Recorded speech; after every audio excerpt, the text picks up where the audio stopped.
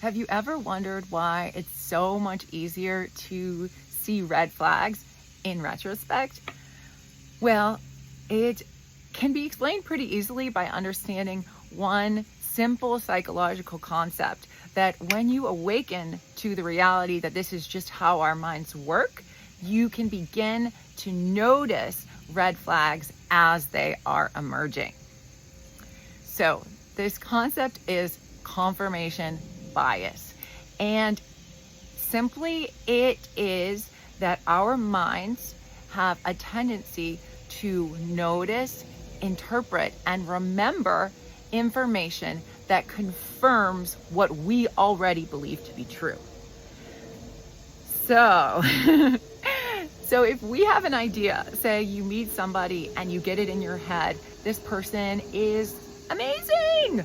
Maybe your friend told you they're amazing. Or, I don't like this person, that thing that they did rubbed me the wrong way. You're going to, once you have that idea, your mind, which is a schema making machine, is going to look for more data that supports the hypothesis you already hold about this person. So, how can you use this? Once you realize this, you can interpret things more clearly. You can begin to say, what am I not noticing? What information am I stacking that supports the hypothesis that I already hold about this person versus what is the actual raw data? It can be very confusing.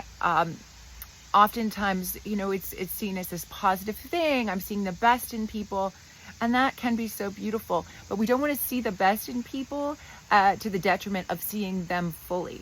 We're not really doing anybody a favor to imagine them to be somebody in our fantasy that they aren't in reality. If we're looking for authentic connection, the more that we can see all parts, and perhaps in an accepting way, just noticing ways that maybe we are not as aligned with that person, or ways that they had some inconsistencies, areas where their integrity wasn't as high as maybe you had imagined it would be.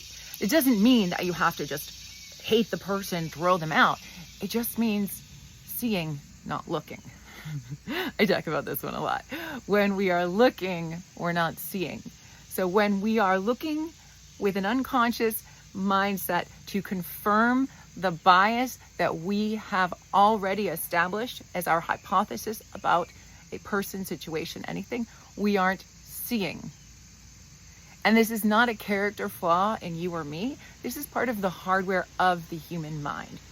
I like to think of it like we just have these ways that our brain is created. That's the hardware. And one of the key components of the human mind is that it is a schema making machine. In order to function in this crazy world, we need to have schemas that we use as part of the default mode network. We can't go through life seeing every single thing anew all the time. We have to sometimes categorize, and that process is largely unconscious, where we just group things into schemas because it's much easier to not be so overwhelmed by all of the stimuli that's available.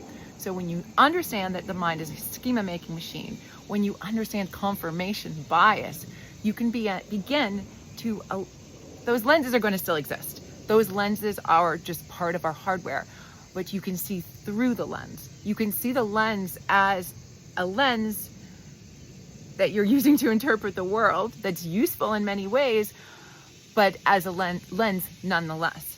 So it allows you space to really kind of slow down, stop looking, and start seeing. Noticing the little pieces that maybe set off something in you. Your nervous system felt a little off, felt a little discomfort. However that shows up in you. Maybe you noticed that you felt anxious. Doesn't have to mean that everything's bad. It just means it's an opportunity to notice something that does not confirm the bias that you went into the situation with. It's seeing, not looking. It's giving you a chance to experience people from a holistic, clearer perspective of who they are, faults and all. And, the takeaway too is that it means that we can also use this with ourselves.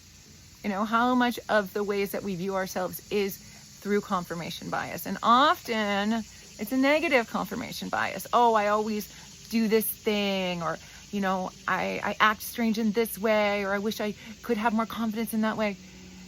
And then we look for it and we fixate on it. How often do you go home after a fun time and fixate on the one place where you said the wrong thing or whatever?